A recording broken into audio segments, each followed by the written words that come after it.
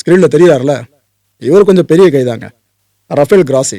இந்த UN watch talk இருக்கு பாருங்க, IAEA, international atomic energy agency.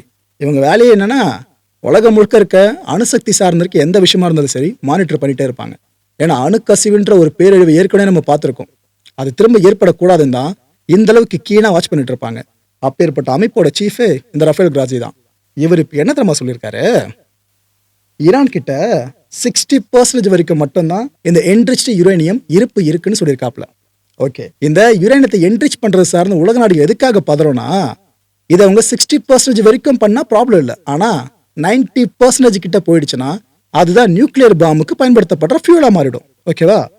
அப்பேற்பட்ட ஒரு விஷயம் ஈரான்ல ஆஸ் நோ நடக்கலன்னு சொல்றாரு கிராசி. ஈரான் கிட்ட என்ரிச்டு யுரேனியம் இருக்கிறது உண்மை, பட் அவங்க வெப்பன் கிரேடா மாத்துற அளவுக்கு போலன்னு யார் சொல்றா? ஐஏஇயோட சீஃபே சொல்றாப்ல. சரி, ஓகே, இன்னொரு மேட்டருக்கு வாங்க.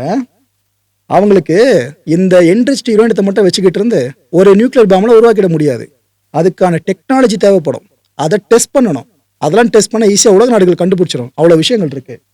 இதெல்லாம் ஈரான் கிட்ட இப்போ இல்லையங்க அப்படின்றாரு. ஸோ ஒரு மேட்டரை வச்சு மட்டும் பிரயோஜனம் இல்லை, அதுக்கு கூடுதலாக இத்தனையும் தேவை. அது ஈரான் கிட்ட இப்போதைக்கு இல்லை. ஸோ ஈரான் இந்த நியூக்ளியர் வெப்பனை உருவாக்குறது சார்ந்து ட்ரை பண்ணிட்டு இருக்கிறதா சொல்லப்படுதுல. கவனிங்க, சொல்லப்படுதுல. அதை நிரூபிக்கிற எந்த ஒரு ப்ரூஃபோ இல்லைன்னு அந்த மனுஷனே சொல்றாப்ல. ஆனா ஒரே ஒரு கேள்விக்கு மட்டும் இன்னும் எங்களுக்கு பதில் கிடைக்கல. அது என்னன்னா, ஈரானோட மிலிட்டரி இருக்குல்ல, அதுக்கு இந்த நியூக்ளியர் சார்ந்த ஏதாவது சோர்ஸ் கொடுக்கப்பட்டு இருக்கா? இதை மட்டும் ஈரான் எங்களுக்கு ப்ரூவ் பண்ணிட்டாங்க அப்படின்னா, கொடுக்கல அப்படின்னு ப்ரூவ் பண்ணிட்டாங்கன்னா ஈரான் மேல எந்த களங்கமும் இல்லைங்க அப்படின்னு சொல்றது ஐஏஇஏவோட சீஃப்.